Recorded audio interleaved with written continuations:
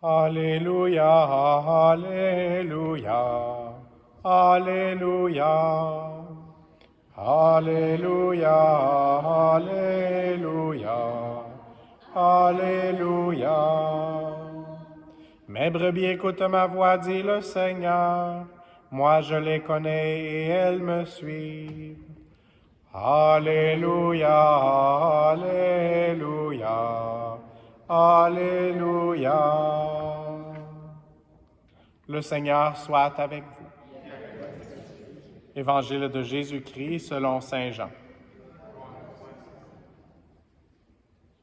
On célébrait la fête de la dédicace du temple à Jérusalem. C'était l'hiver. Jésus allait et venait dans le temple sous la colonnade de Salomon. Les Juifs firent cercle autour de lui. Ils lui disaient: « Combien de temps vas-tu nous tenir en haleine? Si c'est toi le Christ, dis-le-nous ouvertement. » Jésus leur répondit: « Je vous l'ai dit et vous ne croyez pas. Les œuvres que je fais, moi, au nom de mon Père, voilà ce qui me rend témoignage. Mais vous ne croyez pas, parce que vous n'êtes pas de mes brebis.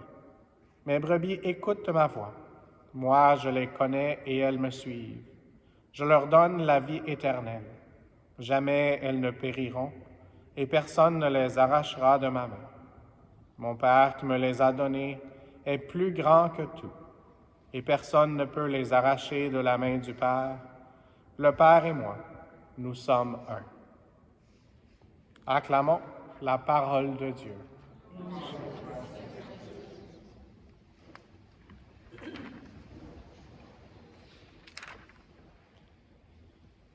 Aujourd'hui, dans la première lecture, on continue avec les Actes des Apôtres. On entend parler de quelques villes ou régions, entre autres Phénicie, Chypre, Antioche. Ensuite, on mentionne Cyrène et puis Tars aussi est mentionné.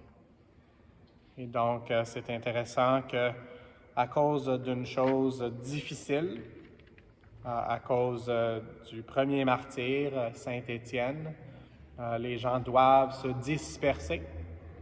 On a entendu parler d'être dispersés dans l'Évangile en fin de semaine, oui, ce dimanche.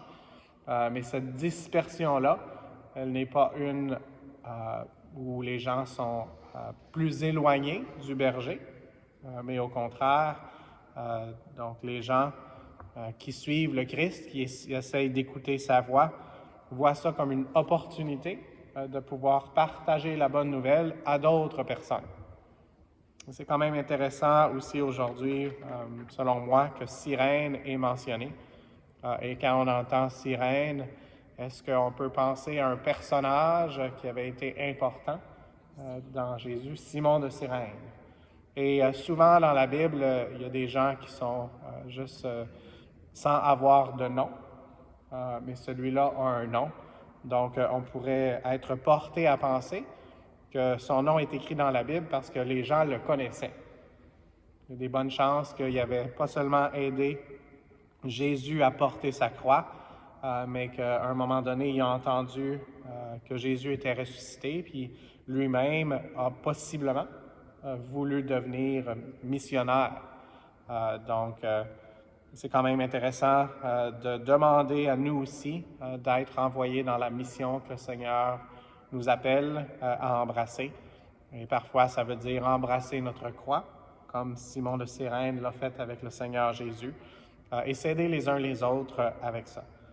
Et donc, aujourd'hui, une des paroles aussi qui m'a touché, c'est une prière qu'on peut faire les uns pour les autres.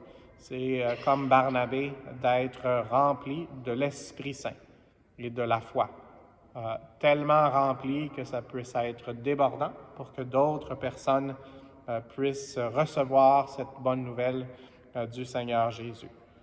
Et la semaine passée, une de nos lectures des Actes des Apôtres parlait des chrétiens, mais il n'avait pas encore été nommé.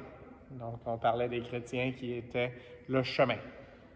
Et donc, maintenant, aujourd'hui, c'était la dernière phrase de notre Écriture sainte, et c'est à Antioche que pour la première fois, les disciples reçurent le nom de chrétiens.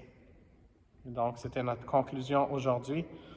Et ça me fait penser que ici, il y a des gens qui viennent de toutes sortes de régions, soit au Canada, il y a des gens qui viennent de régions autres du monde.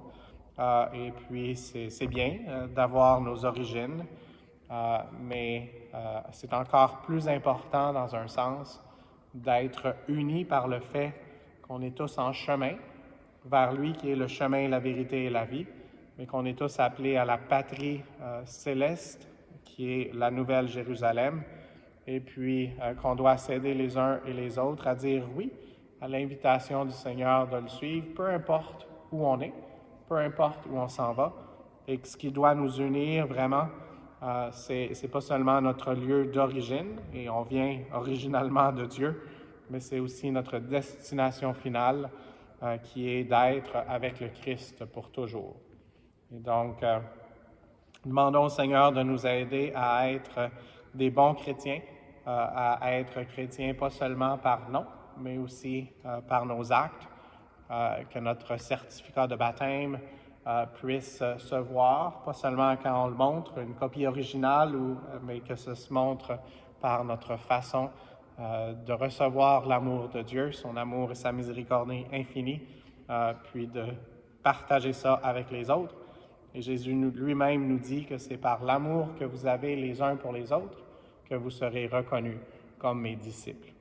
Donc, prions avec la Sainte Vierge d'une façon spéciale aujourd'hui, et aussi certains saints optionnels, Saint Adalbert et Saint Georges, pour nous aussi, à notre façon unique de dire oui au Seigneur, pour qu'il puisse nous remplir de l'Esprit Saint, alors que nous allons le recevoir dans quelques instants, dans son corps et son sang, son âme et sa divinité, et puis que ça puisse nous aider à continuer notre cheminement avec lui en tant que chrétien, et puis que ça puisse entraîner d'autres personnes à le suivre aussi, pour être vraiment témoins de sa croix, sa mort, sa passion et sa résurrection.